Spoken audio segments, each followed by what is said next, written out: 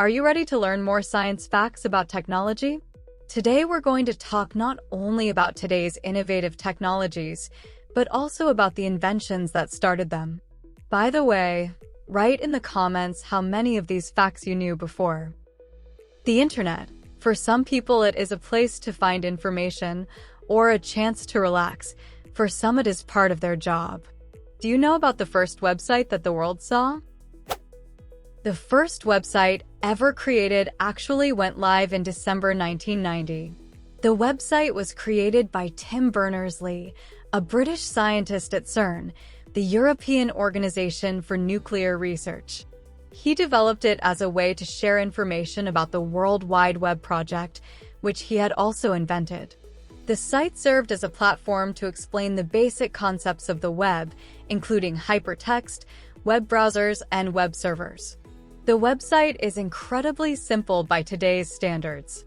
It consists of plain text with basic hyperlinks, outlining information about the World Wide Web project. You'll find details about how to create web pages, technical information about the web's infrastructure, and even a guide on how to search the web. The design is bare bones, reflecting the limitations of early web technology. This website marks the birth of the World Wide Web as we know it. It laid the foundation for the information revolution that has transformed our world. Today, we rely on the web for countless purposes, from communication and education to commerce and entertainment. Before we move on to the next fact, don't forget to like the video and check your channel subscription. This way, you will definitely not miss the next video. The like button on Facebook has a more interesting history than just social validation. Here's what we know.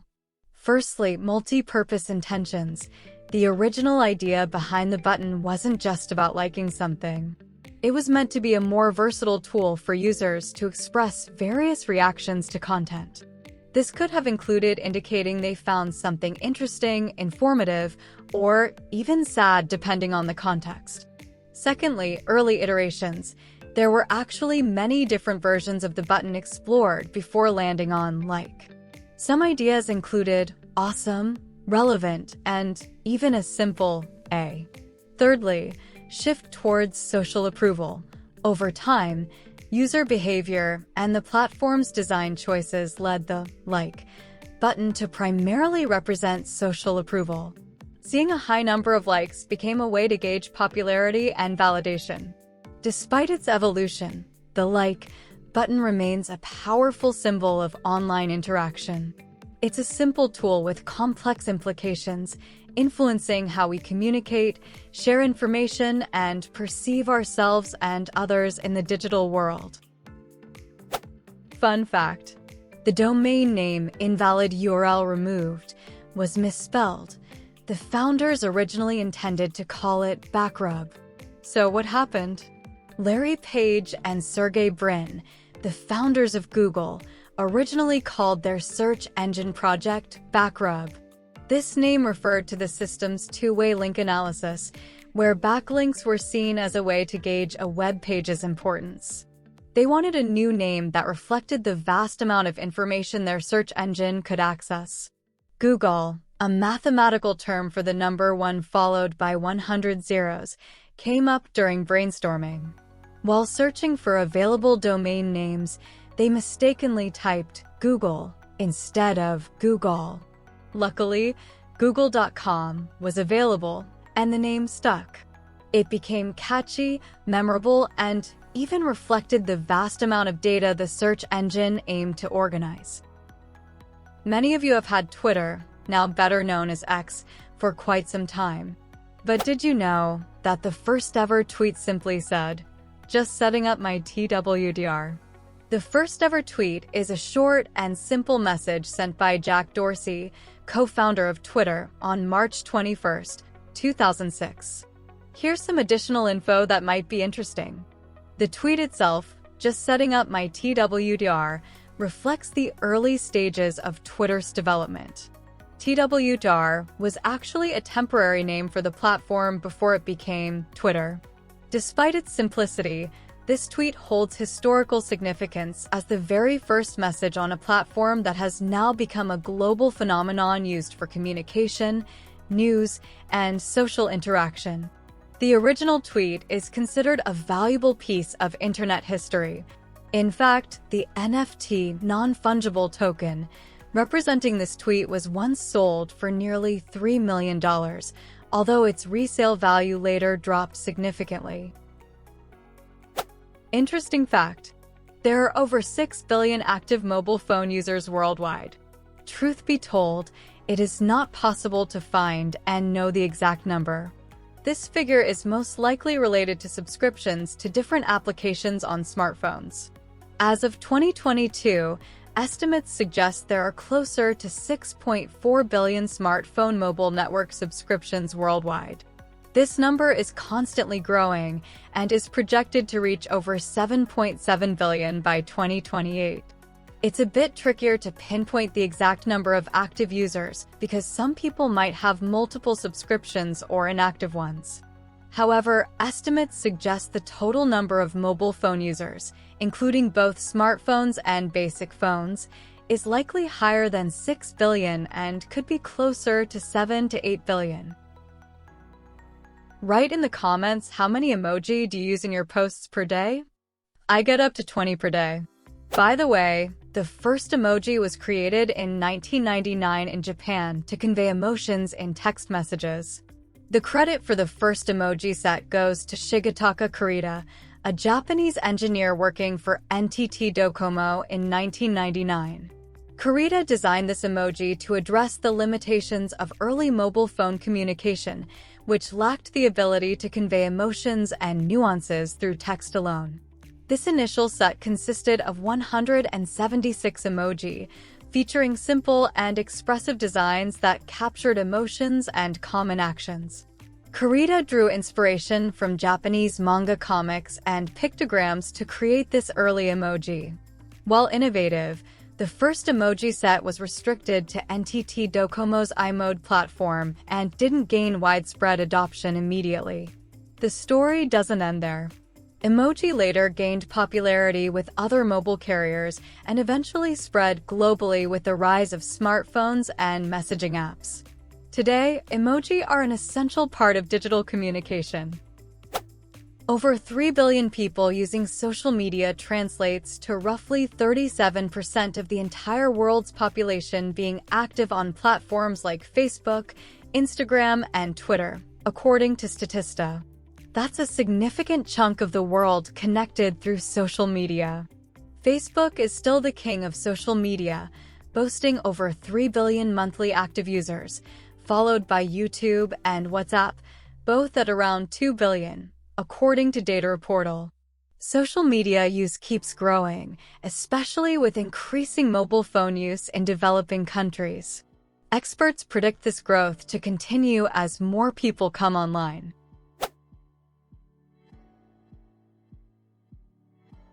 The internet uses fiber optic cables that transmit data using light pulses, traveling at nearly the speed of light. Fiber optic cables are a key reason the internet can be so fast. Here's a breakdown of how they work. Unlike traditional copper wires that use electrical signals, fiber optic cables transmit data using pulses of light. This light travels incredibly fast, close to the speed of light itself, which is super speedy. The cable itself is made of very thin strands of glass or plastic, about the width of a human hair. These strands are called the core. Light travels through the core by bouncing off the inner walls. This is called total internal reflection. These bounces keep the light signal trapped within the core, allowing it to travel long distances without losing much strength. At the receiving end, the light pulses are converted back into electrical signals that a computer can understand. Here are some advantages of fiber optics over traditional copper wires. Speed. As mentioned, light travels much faster than electricity, so fiber optic cables can transmit data significantly faster. Distance. Signals travel much farther through fiber optic cables without weakening compared to copper wires. This makes them ideal for long-distance communication. Clarity. Fiber optic cables are less susceptible to interference, which can corrupt data signals. This means the information you receive is much clearer and more reliable. Fiber optics are a powerful technology that plays a vital role in the high-speed internet we experience today. Every minute, over 500 hours of video content are uploaded to YouTube. Shocking, isn't it? This translates to a staggering 300,000 hours of new videos uploaded every hour. To put that in perspective, it would take someone over 3 years to watch all the videos uploaded in just 1 hour. This massive upload volume reflects the ease of use and popularity of YouTube as a platform for anyone to create and share videos.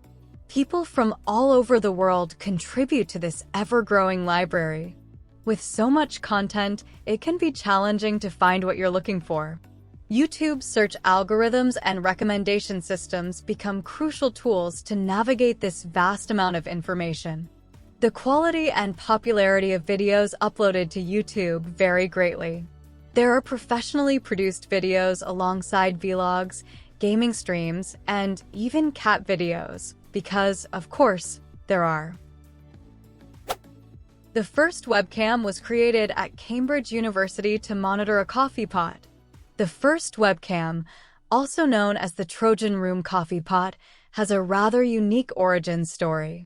Researchers at Cambridge University's computer laboratory in 1991 were tired of making wasted trips to the office coffee pot only to find it empty.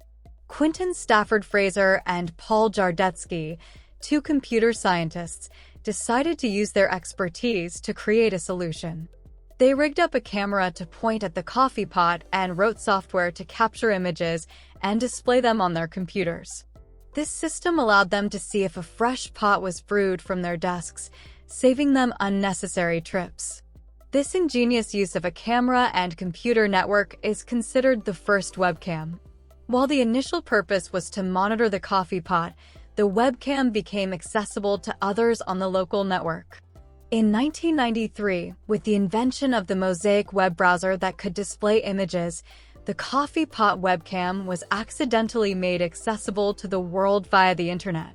One more fun fact, the first webcam was a low-resolution, black and white camera, capturing 128 by 128 pixel images at 1 frame per second. The @ symbol in email addresses was chosen because it looked like an @ sign used in handwritten letters. The @ symbol in email addresses was indeed chosen for its resemblance to the @ sign used in commercial contexts. The @ symbol itself has a long and interesting history, with its origins possibly dating back to ancient times. By the mid-15th century, the @ symbol was widely used by accountants and merchants in Europe to denote at the rate of or on account of. When Ray Tomlinson, a computer engineer, was developing the first email system in the late 1960s, he needed a symbol to separate the username from the domain name, the server where the mailbox resides. The @ symbol was a perfect fit because it already implied a relationship between two entities, similar to how it functioned in accounting. It's important to note that the @ symbol used in email addresses isn't an exact replica of a handwritten @ sign.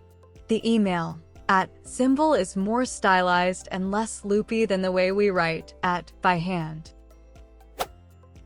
The first spam email was sent in 1978 to promote a new computer model. The first ever mass email marketing campaign, widely considered the first spam email, was sent in 1978. The culprit behind this email blast was Gary Thurk, a marketing manager at Digital Equipment Corporation, DEC, at the time. Thurk was tasked with promoting DEC's new line of computers, the DIC System 20. In an effort to reach a wider audience, he saw potential in the relatively new ARPANET, a precursor to the modern internet. ARPANET connected various research institutions and universities across the United States. Thurk sent his email advertisement to roughly 393 users on the west coast of the US using ARPANET. While Thorke's intentions might have been to spread the word about DEC's new computers, his email was unsolicited bulk advertising. This tactic was not well received by many ARPANET users, and it's considered the birth of spam.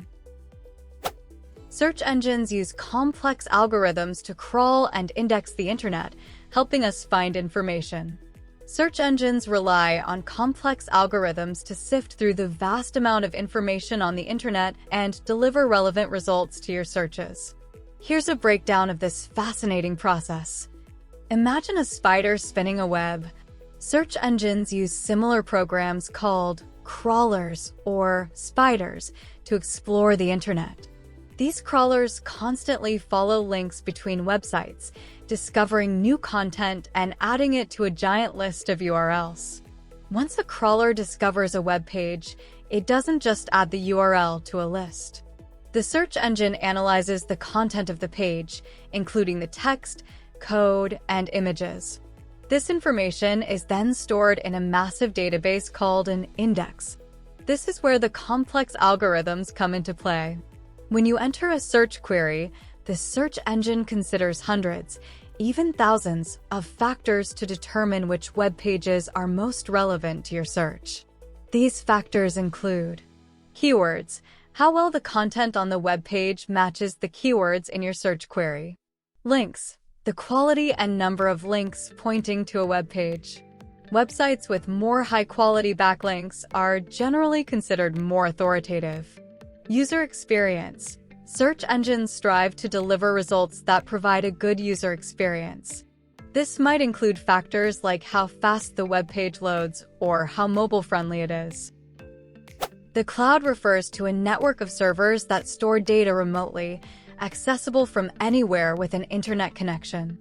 The cloud is a powerful concept that has revolutionized the way we store and access data. Let's take a closer look to the cloud. Unlike traditional hard drives where data is stored locally on your device, cloud storage keeps your information on remote servers. These servers are managed by large companies like Google, Amazon, and Microsoft. Cloud storage doesn't rely on just one server. It's a network of interconnected servers spread out across multiple locations. This redundancy ensures reliability and prevents data loss from hardware failures. As long as you have an internet connection, you can access your data in the cloud from any device, be it a computer, smartphone, or tablet. This flexibility is a major advantage of cloud storage. Cloud storage is highly scalable. You can easily increase or decrease your storage space as needed, unlike physical storage devices that have limited capacity. Reputable cloud storage providers offer robust security measures to keep your data safe. They typically employ encryption and access controls to prevent unauthorized access. In case of a physical disaster like a fire or flood, data stored locally can be destroyed. Cloud storage offers a secure and reliable off-site backup solution. Cloud storage can be a cost-effective way to store data, especially for businesses and individuals with fluctuating storage needs. You only pay for the storage you use, eliminating the upfront cost of physical hardware. The first commercially available smartphone, the IBM Simon Personal Communicator, was released in 1994, but it was quite bulky and expensive. Released in 1994, the Simon wasn't exactly a smartphone by today's standards. It was actually classified as a PDA, personal digital assistant, with the added functionality of making and receiving phone calls. The Simon was undeniably clunky. Weighing in at over a pound and measuring roughly 8 inches long, it wasn't exactly something you'd slip into your pocket. However, for the time, it was quite innovative with its features. One of the most groundbreaking aspects of the Simon was its touchscreen interface. This was a novelty in the mid-90s, paving the way for the touchscreens we use extensively today. The Simon also boasted some early versions of what we now call apps. It allowed users to send and receive emails, faxes, and even had rudimentary calendar and address book functions. While the Simon itself wasn't a huge commercial success due to its bulkiness and high price tag, around $1,000, it offered a glimpse into the future of mobile communication. That's all for today. Thank you for watching. Hope you enjoy this video. See you next time.